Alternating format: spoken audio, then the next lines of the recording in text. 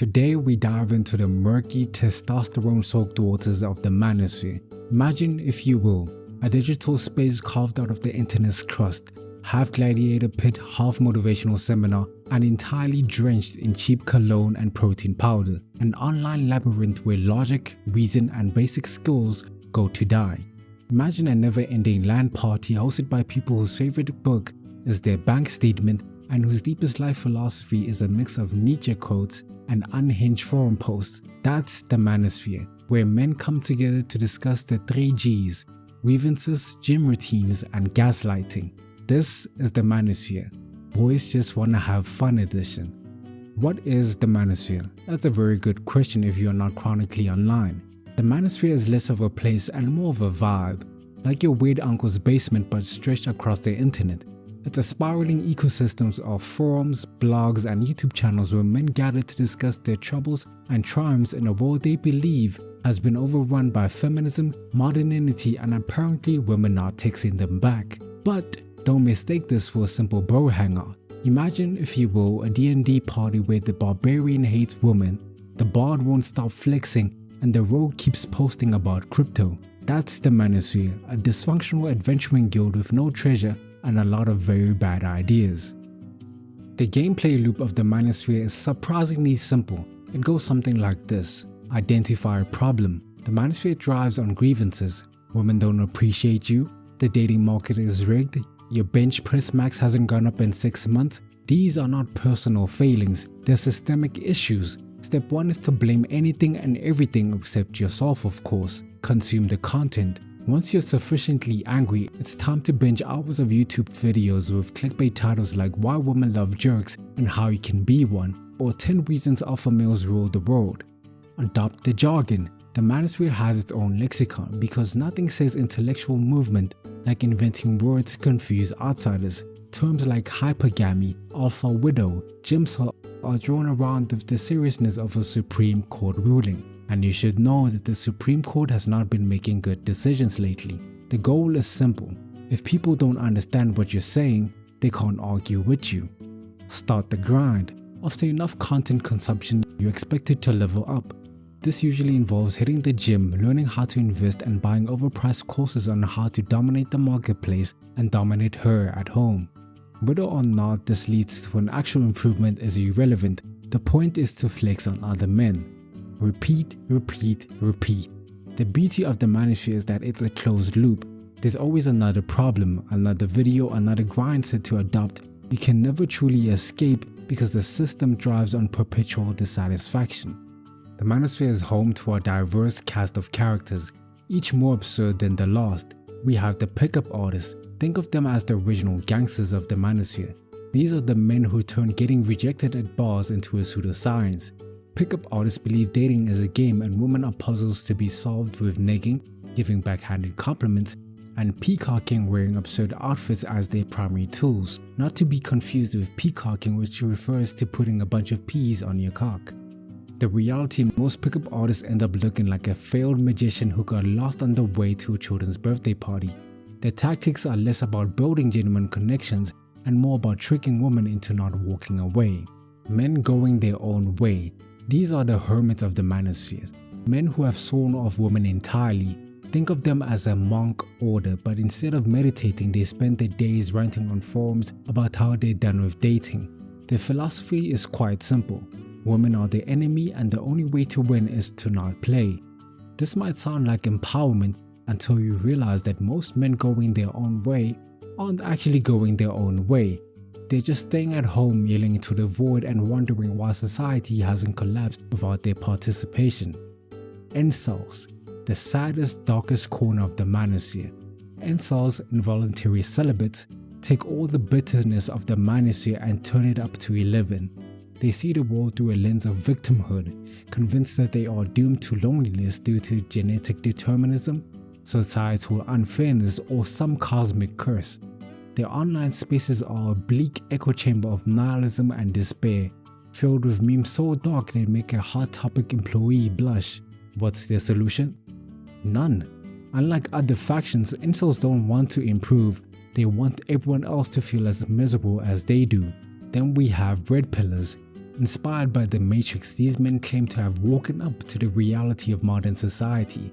The ethos revolves around uncovering the truth about female nature, which is suspiciously always negative, and using that knowledge to game the system.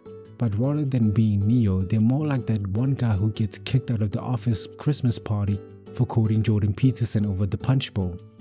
Red Pillars pride themselves on rationality, but their forms are more emotional than an early 2000s breakup mixtape. They claim to reject drama, yet their online discussions are 90% arguments about who's alpha and who's not.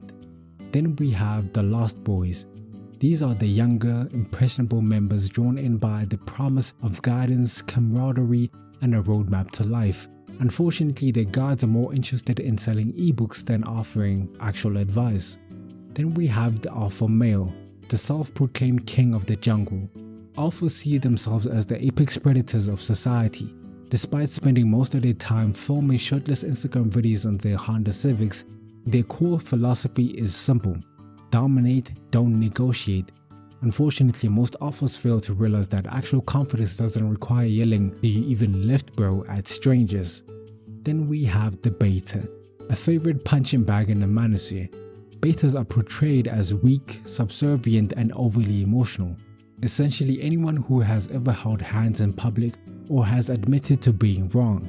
The irony: most self-proclaimed alphas spend more time obsessing over betas than actually improving their lives. Then we have the Sigma Male, the wild card of the bunch. Sigmas are alphas who don't need the spotlight.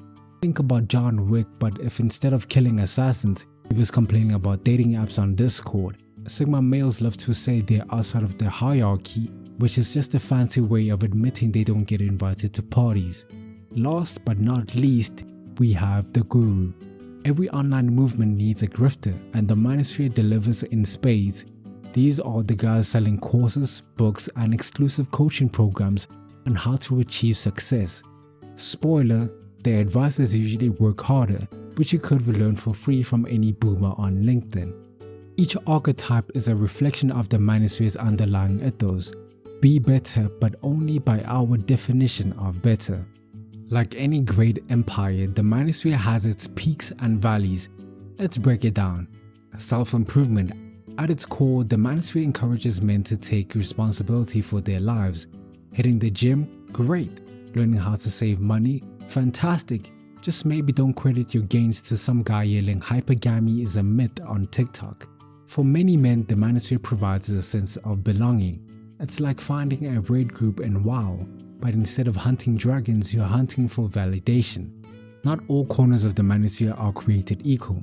Some of its darkest alleys are filled with misogyny, conspiracy theories, and an unhealthy obsession with revenge.